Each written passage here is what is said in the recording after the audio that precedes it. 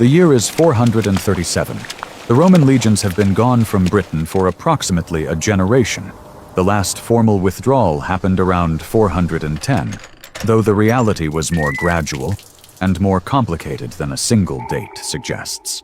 What the withdrawal left behind was a province that had been, for nearly 4 centuries, the northwestern edge of the most sophisticated administrative and infrastructural system the Western world had yet produced. And that was now, with the speed that infrastructure deteriorates when the people maintaining it stop being paid, reverting something older and harder. The hypocaust heating systems that had warmed the floors of Roman villas were going cold as the knowledge of how to maintain them was lost. The aqueducts that had brought clean water to Roman towns were silting up and cracking as the engineering workforce dispersed. The public baths, the bathhouses where Romanized Britons had washed daily, socialized, and conducted the rituals of Roman urban hygiene, were already in decay or in use as something else entirely. The Britain of 437 was a Britain in the process of forgetting what Roman civilization had felt like from the inside, and the forgetting was not abstract. It was physical, daily, and felt in the body. This is what the body felt like in 437. The absence of soap is the first and most fundamental hygiene fact, because soap in the modern sense, a reliable, manufactured cleaning agent available to the general population, did not exist in early post-Roman Britain in any meaningful quantity.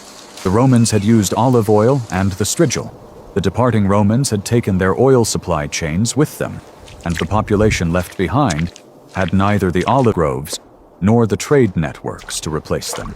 What the early medieval British population had was water, cold, usually from a river or a well, and whatever animal fats could be rendered into a crude approximation of soap by those with the knowledge and the resources to do it. Most people had neither.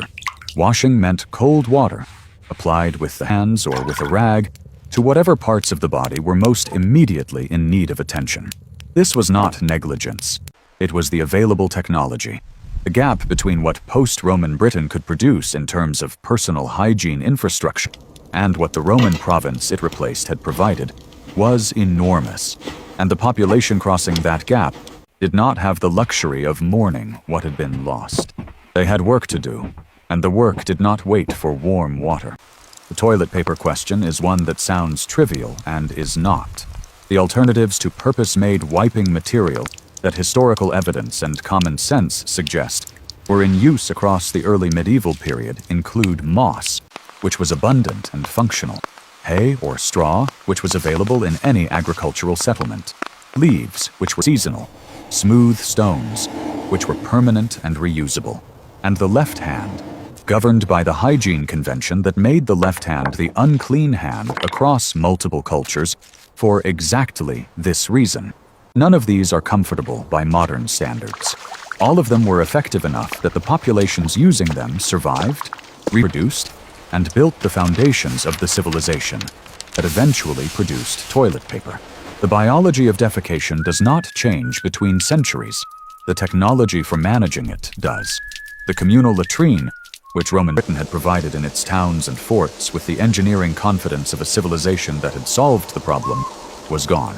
What replaced it, in the settlements that were growing up on and around the ruins of Roman infrastructure, was the midden, the household waste pit that accumulated everything the household produced that needed to go somewhere. Food scraps, ash from the hearth, animal dung, human waste, the broken and the worn out, and the no longer useful. The midden was not glamorous. It was, in its own way, an effective waste management system, concentrated, locatable, separated from the living space by a distance that the population understood from experience was necessary and eventually productive as fertilizer for the fields around it. The settlements of early post-Roman Britain were not large. The Roman towns, Londinium, Eboracum, Caliva, were contracting as the administrative and commercial functions that had sustained them shrank with the withdrawal of Roman government. What was growing were the smaller settlements, the farmsteads and villages that clustered around the land that fed them, organized around the logic of subsistence agriculture rather than the logic of the Roman urban economy.